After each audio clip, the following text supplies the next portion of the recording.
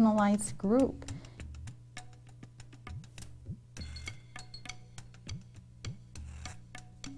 Hate speech is that process by which someone is able to manipulate emotions and override thought, thoughtful processing of information.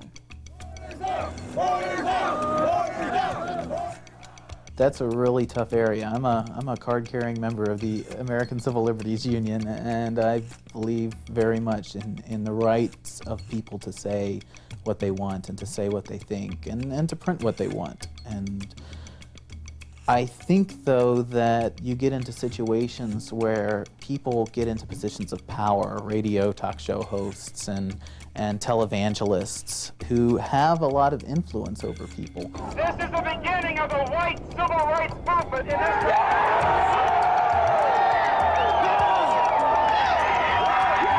If they use that to motivate or to engender behavior on the part of their peer groups that leads to violence or destruction of property and lives, this is carrying freedom of speech over the brink.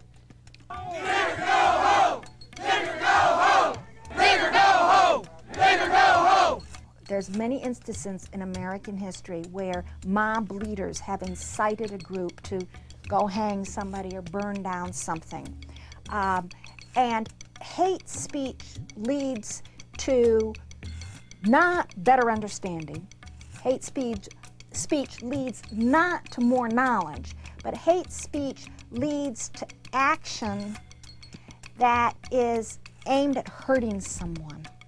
One of the things that has irritated me most about the news coverage of the books that I have written, especially the Turner Diaries, has been the insinuation that the Turner Diaries is in some way responsible for violent activity, that I advocate violence. And I've never advocated violence in anything that I have said or written.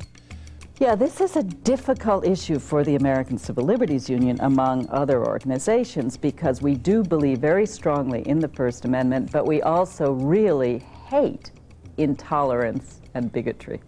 Now, we also think that it doesn't do any good, in some cases, to bury this stuff. If people, are going to sort of have these hatreds in them, does it really help to kind of smother it at a risk of undermining the First Amendment?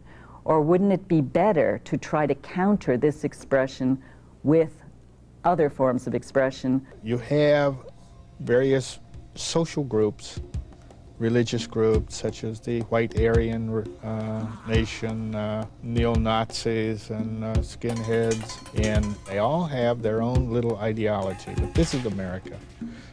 We're allowed to have that freedom of thought. We're not enslaved to the government. We are entitled to our thoughts as long as we don't infringe on the constitutional rights of anybody else. I just don't want to listen to them talk. If I'm on television with them talking, I cut them off. I don't listen to them. I know they're out there because of the way they've done this center. I know that those Ku Klux Klanners are a mile down the highway, and that they will do whatever they can do.